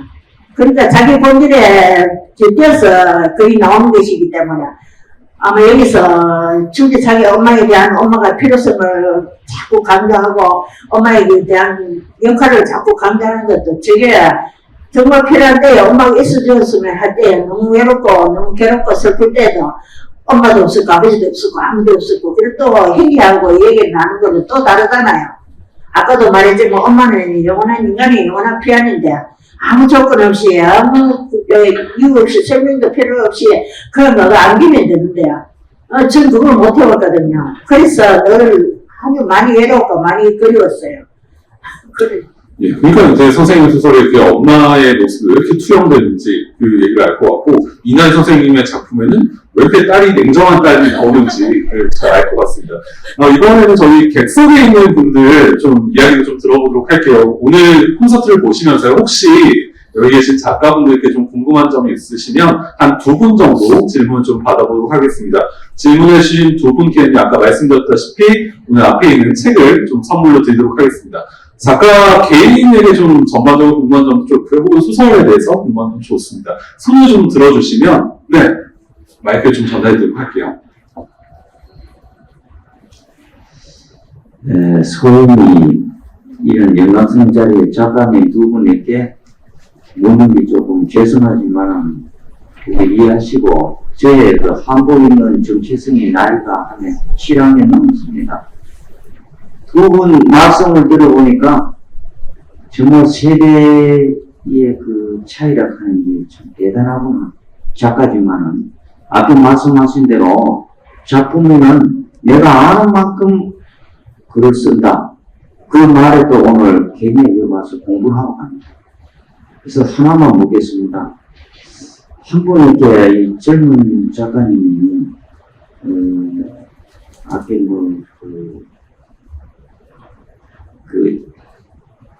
지금 자기 인생에 누굴 위해서 내가 하나 그 얘기 듣고 또 한 어디서 들은 얘기가 떠올라가지고 거기에 대해서 좀 나의 정체성보다는 우리 하나 소설을 읽는다는 우리 사람으로서 한번 말씀해 주시면 고맙겠습니다. 이상입니다. 질문이 사실 조금 어려운 질문이라서 한 번만 좀 다시 좀 말씀해 주시겠습니까? 정확하게 좀 여쭤보고 싶습니다. 현재 우리 젊은 분들에게 대한 거를 한번 자세하게 한번 말씀해 주십시오. 현재 젊은 분들에 대해서 자세하게 얘기를 하는데 어떤 말씀이실까요? 어떤 말씀이실까요? 제가 젊은 분들을 대표할 수는 없지만, 네, 대표해서 그런 말씀을. 제가 감히 그럴 수는 없지만, 그러니까 제가 이제 파악을 하기로는 지금 질문의 내용을, 어떤 젊은 사람들의 생각이나, 이렇게 이런 것들이 소설 속에 어떻게 반영이 되고 있는지, 그런 부분들을 지금 여쭤보시는 것 같은데, 어쩔 수 없는 시대의 흐름일 것 같아요. 소설이라는 건 결국은, 현대소설이라는 건 결국 현실을 반영하기 마련이니까, 저는 이제 저 영역에서 소설을 쓰는 것이고, 선생님께서는 또 선생님의 영역에서 소설을 쓰는 것이고, 독자 입장에서는 그렇게 다양화된 소설을 접할 수 있게 되는 것이고, 그런 식으로 저는 생각을 하고 있습니다. 사실은 그래서 소설가들이 더 다양한 세대의 소설가들이 활동을 많이 해야 더 다양한 이야기들이 더 많이 나올 것 같은데요. 혹시 또 질문 주실 분 없으실까요? 예, 여기 앞에 선생님께서.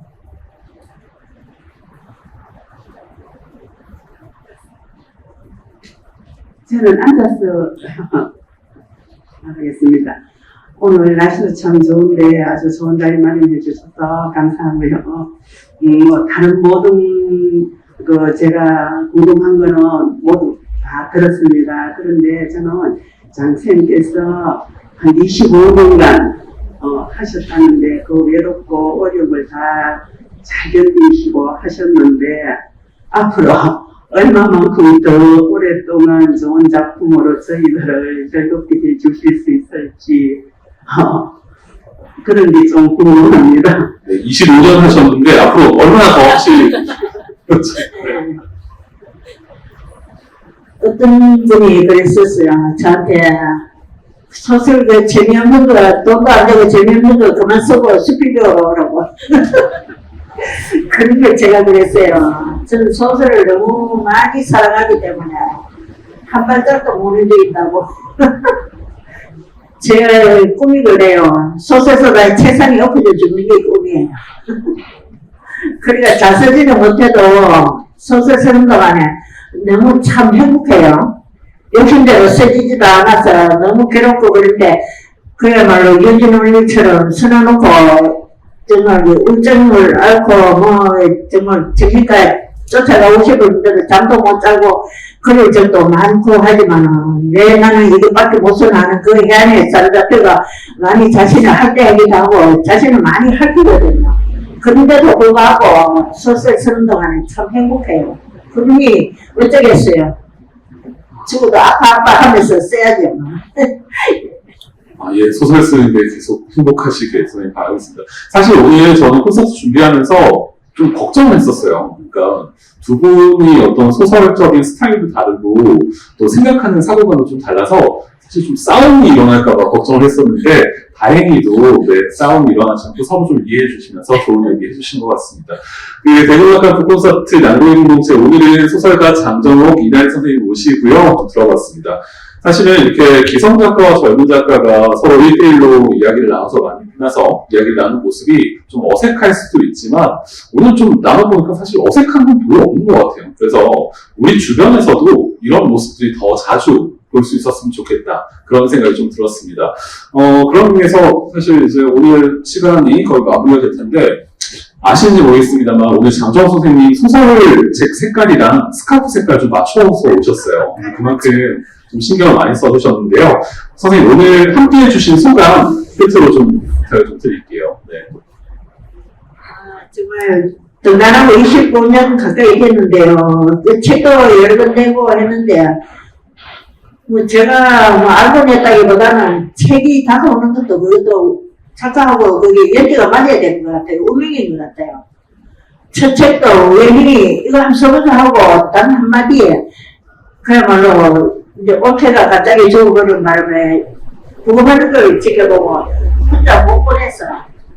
나라도 지켜가지고 그때 이마에 그 차가운 이마에 키스라도 해주고 보내자고 그러니까 내가 구금을 지켜봤는데 그게 너무 아파서 너무너무 가슴이 아파서 그래도 한번 써주자 이런 써보자 하는 마음으로 해가 그게 일성동학이 되었고 항상 소설이 있다고 하는데 그렇더라고요. 내가 지독하게 아프고 거기에 대해서 공감하고 너무너무 마음이 아플 때 이 소설이 뭔가 일리 제대로더라고요. 동단작도 그렇고 예선도 그렇고 이 여자에 가는 이 소설도 그렇고 제가 이 소설에서 의미 쓴것 같으면 굉장히 많이 아팠어요. 써놓고도 내가 써놓고도 이 문장을 읽으면서 거기서 지독한 아픔을 느끼기도 하고 그러면서 썼어요. 그런 오늘 더군다나 이 정대에 대한 자각을 잠자는 정대를 깨워줘서 너무 고마워서 정말로 오늘 의미가 아주 깊은 날이에요. 그리고 폭포고 이런 공개적인 자리에 꼭 나가야 되는 소설을 앉아서 책 한 권에 앉아서 쓰는 거지 그걸 내밀 쓰는 게 아닌데 하늘 쪽에 그런 것도 있었어요. 없잖아. 죽어도 책상에 앉아서 써야 글이 나오는 거지. 돈 댕긴다고 슬슬 나오나 절대로 안 나온다 이러면서 어느 정도 그런 것도 있었는데 아니야. 하여튼만 소설의 정체성을 부여하기 위해서라도 이런 자리 열심히 다녀야겠구나. 앞으로 많은 오픈 마인드. 소설의 결말을 열어놓듯이 저도 문을 하나 열어놓고 의식을 열어놓고 좀 활동해볼까 합니다. 따라할 것 같아요. 네, 앞으로 그 배라지 선생님의 소설도 기대하도록 하겠습니다. 오늘 이나리 선생님은 오늘 함께 하시면서 어떠셨나요?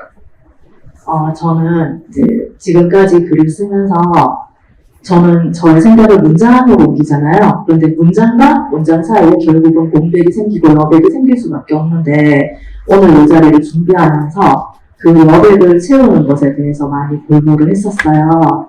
특히 선생님께서 이제 제 소설에 대해서 언급해 주신 거에 대해서 그러니까 어떻게 제 마음을 이렇게 잘 알고 말씀을 해주시나 사실 누구도 그렇게 정확하게 말씀을 못 해주셨었거든요. 그런데 그거를 저도 제 입으로 말을 못하잖아요. 뭔가 또렷하게 말하지 못하잖아요. 그래서 선생님과 똑같이 저도 그런 부분들을 많이 느껴서 너무 뜻깊은 시간이었었고요. 그 다음에 아까 선생님께서 이렇게 죽을 때까지 글을 쓴다라는 표현을 책상에 엎어질 때까지 쓰겠다고 하셨잖아요. 저 오늘 그거 다이어리에 적어놓을 거예요. 네, 너무 좋았습니다. 네, 오늘 고생해주신 두 분께 다시 한번 박수 부탁드리겠습니다. 네, 더불어서 콘서트 낭독공동체 오늘도 이렇게 야외에서 가을 날씨와 함께 작품을 감상하고 또 서로 다른 세대의 작가분들, 다른 세대의 문학 이야기 들어보시면서 문학을 좀 즐겨보셨는데요. 생각해보면 이제 이렇게 야외에서 가을 날씨를 즐기면서 또 문학을 감상할 수 있는 시간도 얼마 남지가 않을 것 같습니다. 왜냐하면 이제 곧 추워질 테니까요. 아마 이렇게 야외에서 즐길 수 있는 것도 아마 다음 주가 마지막 정도가 아닐까 싶은데요. 그래서 이렇게 야외에서 진행되는 이 콘서트도요, 남은 가을을 좀 그나마 즐길 수 있는 다음 주까지 진행을 해볼까 합니다. 오늘 여성 소설가 분들에 이어서 다음 주에는 그 가을에 가장 잘 어울리는 장르죠. 바로 시. 이 시인들을 모시고요. 또 서로 다른 세대가 공감하는 모습들을 좀 보여드릴까 합니다. 그리고 다음 주에는 대구뿐만 아니라 그 국내 공간에서 가장 이름을 알리고 있는 시인이시죠. 이태수 시인. 그리고 최근 이제 젊은 시인으로 굉장히 많은 주목을 받고 있는 최백규 시인. 이 두 분을 모시고요. 이 두 분의 작품과 함께 또 대구가 시의 도시라고 불릴 만큼 시인들이 굉장히 많은 도시인데요. 이 시에 대한 이야기, 또 그리고 오늘날 변화하고 있는 또 시간에 대한 이야기 좀 들어볼까 합니다. 이 가을 날씨와 함께 즐길 수 있는 마지막 시간일 텐데요. 사실 이 콘서트도 오늘과 똑같은 장소, 똑같은 시간에 펼쳐질 예정인데 혹시나 날씨가 너무 추워지면은 저희가 문학관 3층 실내로 옮겨서 콘서트를 좀 진행해볼까 합니다. 네, 그러면 오늘 콘서트는 여기서 이만 마무리하도록 하겠습니다. 끝까지 함께해 주신 여러분 감사합니다.